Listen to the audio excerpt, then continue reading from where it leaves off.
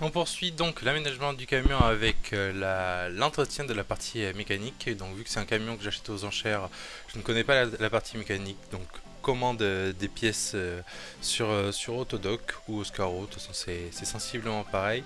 Faites attention, des fois il y a des fois deux refs pour la même pièce. Donc c'est bien de se référer à la revue technique. Donc bah, déjà dans un premier temps, pour pouvoir accéder au carter moteur d'huile et de boîte de vidange, on démonte la plaque de protection.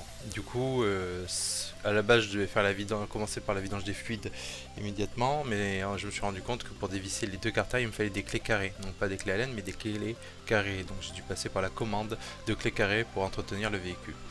Donc du coup je me rabats premièrement sur le filtre à air qui est quand même assez accessible. Tentative à la visseuse, échec, donc clé Torx, tout est du Torx. Ça se dévisse quand même assez facilement. Et puis comme vous le savez, pour avoir un bon ratio, un bon mélange air-essence, enfin air-carburant, c'est quand même bien d'avoir un filtre à air. Et compte tenu du fait que je n'avais pas l'historique du véhicule, j'ai préféré le remplacer au vu du prix du filtre.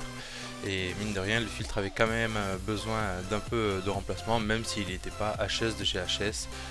C'était quand même pas mal de le faire.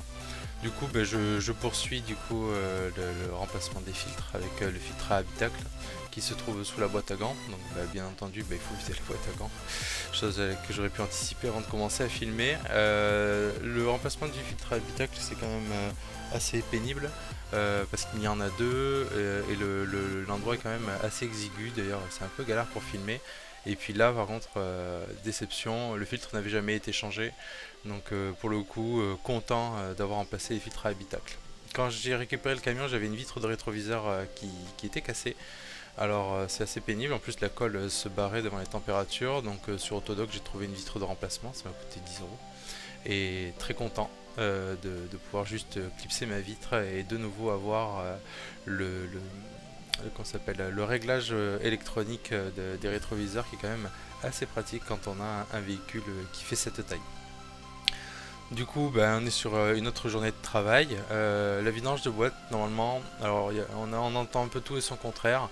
Ça se vidange jamais. Moi, je pars du principe qu'une huile, ça chauffe, ça se détend, ça perd en propriété et que c'est pas pour 2 litres d'huile, ça peut éviter des problèmes. Donc du coup, on dévisse en premier le bouchon de remplissage, c'est le premier que j'ai fait qui est sur la droite, parce que si on peut pas remplir, ça sert à rien de vidanger. Je place un bac en dessous et pour faire les choses correctement, on nettoie quand même le bouchon de vidange au nettoyant frein et on remplace le filtre cuivre, le joint cuivre, excusez-moi. Hop, donc je remonte le joint et là pour remplir il y a deux options, c'est soit vous utilisez une seringue et vous y passez un temps infini, soit vous êtes un peu smart, donc là moi je mets un embout d'entonnoir et ensuite je vais faire passer une gaine électrique par le dessus du véhicule pour pouvoir remplir ma boîte assez facilement, parce que j'ai 2 litres 7 à passer.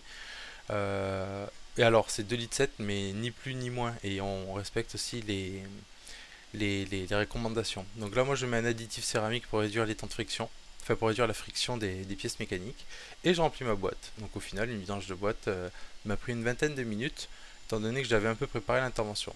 Sur ce prochain entretien du véhicule, sur la prochaine vidéo, on termine et on avancera enfin sur l'aménagement.